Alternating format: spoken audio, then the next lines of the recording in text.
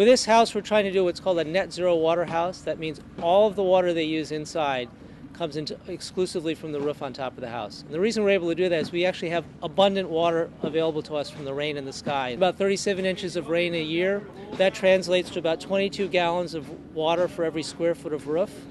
This house has a 3,750 square foot roof, which means roughly 80,000 gallons a year of free water from the sky. That water, unfortunately, does not come at a consistent rate throughout the year. In the winter, we have more than we need, and in the summer, it's actually relatively dry here.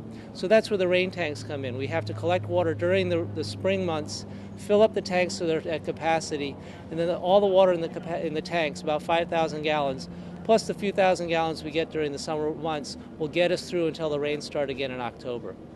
The demand of the water inside is basically the usage of the family. We've done all we can to reduce that amount by having water-efficient dishwasher and clothes washer, dual flush toilets, restrictors on the sink valves, so that we're going to use a minimal amount of water, but certainly they're still going to need to use water for cooking, cleaning, bathing, flushing toilets, shaking showers. That demand is fairly constant through the year.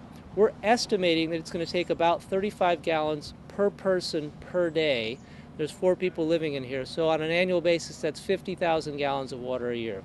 So we're going to get 80,000 from the sky. We only need 50,000, so we certainly have more than enough. It's just a matter of making it through the dry summer.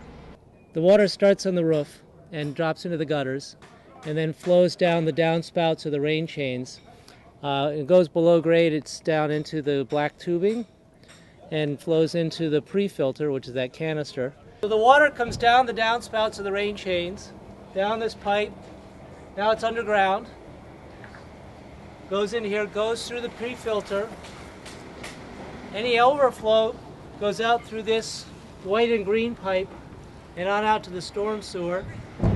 But most of the water, about 90% of it, comes through the pre-filter, comes through this black pipe, and heads towards the rain tanks. So follow me and we'll go there. It flows in and it can go into 1, 2, or 3 tanks. From here the tanks will gradually fill up till they're full. Then we'll draw water off of them, so fills and draws. But if there's so much rain that they overflow, they'll actually exit the tank here and go out this black pipe. Goes around the tanks, magically transitions to a green and white pipe and reconnects with the overflow, and that goes on out to the storm drain. What is it you're doing here? We're installing 3 rain tanks that will ultimately provide water for the house here. We can just drink the rain. Well, it'll go through a series of filters. There's Okay. an initial filter system that takes out the larger chunks. Okay. And then there are other filters inside the house. Rainwater from the downspouts. Yeah. They're going into the top here of the tanks, and then it'll be pumped back into the house. Okay, and that's it. Seems pretty simple. That's it. Very Okay. simple. Have you done one of these before? Not exactly like that. We have done rain tanks for gray water systems. And what's a gray water system? To where you can use it for toilets. You can use it. We've done several where we use it for sprinklers. Oh, okay. But I've never done this where you're actually drinking from it. Okay. Let's see how to explain this. We're not actually going to be drinking this yet. In county where we are, legally we're not yet allowed to drink the rainwater. There's sort of legislation in the works and discussion with the county health officials. But for the moment, this house will just have the toilets, the laundry machine, and the hose bibs for the water in the yard to be hooked up. But we're all set to go. The size of all the equipment is there. And so the law catches up with the technology. Then we'll be able to drink it, because we can treat this water to potable standards. It's just fine. It's one of those bureaucratic legalese things where we can't actually drink it yet. These are pretty deep, right? Yes. I mean, why are we so deep in the ground here? Well, by the time they come off the downspouts, Yeah. and then you have 1.5 feet for the filter. Okay. You're about A foot and a half where it has to fall just through the filter itself. Exactly. Okay. And so you're about 5 feet to the invert of the tanks, and the tanks themselves are 5 feet deep. So Okay. we're about 10 to 11 feet deep. Below sort of the finished surface of the Right, ground. exactly. Okay. Wow, that's pretty deep. I guess we're just going to put all the dirt back on top and We'll cover? put sand back on top, and then there'll be some drainage that'll go in, and you'll never know it's here. Okay. So what we're trying to do is keep the roof water and direct it into the tanks. but we want to keep the yard water out of the tanks. The yard Okay.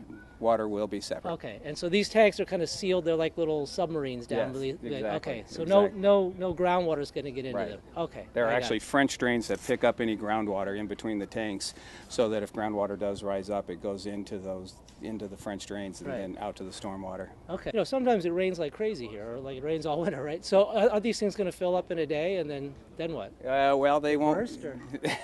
I don't think they'll fill up in a day, but what they do have an overflow that once they are full and the house can't take any more water, they will overflow into the pipe and go into the storm drainage. Okay. So just like they always would. Right, exactly. So all we're doing is really interrupting the path between the roof and the storm drain. Exactly. And borrowing the water. Exactly. Which actually I should also point out, that was some recent legislation in Washington State. Up until October of 2009, so it's about 2 months ago, legally you're not allowed to use the rainwater off your roof. It belonged to the state and you needed a water right to do that. And the Attorney General had a finding in October saying that you are now allowed to use the water off the roof of the building, inside the building only. We can't sell it to the neighbors, we can't bottle it or something like that, but we are allowed to do that. And that's a huge breakthrough. Yeah. So any comments on this? Like, was it hard to get the tanks, or difficult to work with? There was a lot of work in planning it to get all the pipes to flow in the right direction. Okay. As you can see when you take a look around, there's a lot of piping here,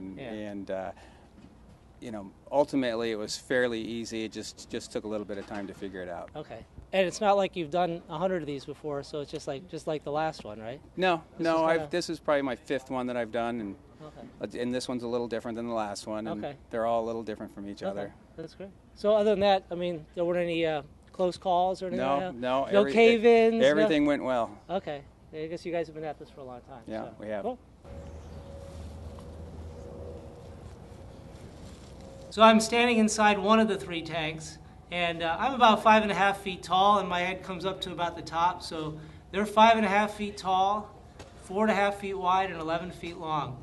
So each tank holds 1,700 gallons, and there's 3 of them, so that's just over 5,000 gallons total storage capacity. A lot of water. I'm sitting inside one of the rain tanks. Because they're buried, the tanks have these ribs that help protect from cave-in. Even so, we're only allowed to put about 2.5 feet of dirt on top of them. That's all they can take. They're made out of high-density polyethylene, HDPE. It's a white plastic. It's food grade. It's basically the same thing that gallon milk jugs are made out of. There's always some concerns people have, I guess we call it the ick factor, about collecting rainwater. The tanks are able to be cleaned. Remember, we're sending all of the water as it comes off the roof and down through the tanks and into the house through a series of filters that get finer and finer, so that by the time we get to the last filter, really there's not any solid stuff that's going to get through. Inside the tank, we're going to pull the rainwater out and bring it into the house. The first thing we use is this floating filter. So it's a stainless steel mesh, about 1,200 microns. For comparison, a human hair is about 1,000 microns, so a little bit bigger than a human hair. And the reason it's a floating filter, it has this air bubble on top, is that we want this to pull the water from just underneath the surface. So as the water level goes up and down, this filter will go up and down with it. If we pull it from above the surface, we might get some of the scum, and if we pull it from the bottom of the tank, then we might be some sediment in there. So we're trying to get the cleanest water we can. And then it goes into this flexible hose and then gets pumped inside.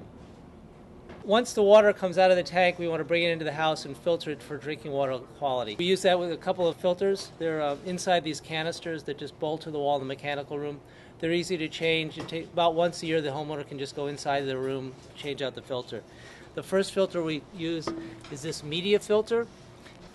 It's about a 1 micron filter. That means the holes are very, very small. For reference, a human hair is about 1,000 microns. It filters out pretty much everything except bacteria and viruses are smaller than 1 micron and will get through. So for those, once it's been filtered and the water is very clean, we use a UV light that blasts it. That will kill the bacteria and the viruses so that they're no longer active, they can't cause disease. And then finally, we run it through a carbon filter, and that carbon filter just takes out any taste impurities and makes it taste delicious. After the water has been filtered, it goes through this UV light, which blasts the water, blasts the bacteria in the water at 40 megajoules per centimeter squared. That's just a number that's been determined by the National Sanitation Foundation to mean that it's dead, it's sterile. So water will just flow through here and this light inside will be on only when the water is flowing. You can't see it. This light bulb burns out about once a year. It needs about a $100 light bulb needs to be replaced, and that's the final step to making sure the water is totally drinkable. How was your Christmas, Dave? Well, it was busy. As it turned out, we had some nice weather, and the owners were anxious to get in, and so we installed the tanks over the holiday weekend. So and Christmas Day you were here? Not Christmas Day, Christmas Eve, and the day after Christmas Eve, and Really? even for a few hours the day after. So. Because today's Monday the 28th, Yeah, and yes. you're done. And you guys started what, 23rd, 24th, something like that? Yeah, we started digging then. It was we really hit it hard. The 24th, I think, Right. was Christmas Eve. We hit it So hard. everyone else is getting on an airplane to see the relatives, or We were here working.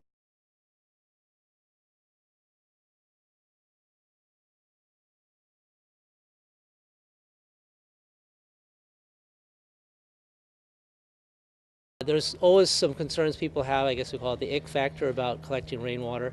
Well, it'll go through a series of filters. There's Okay. an initial filter system that takes out the larger chunks,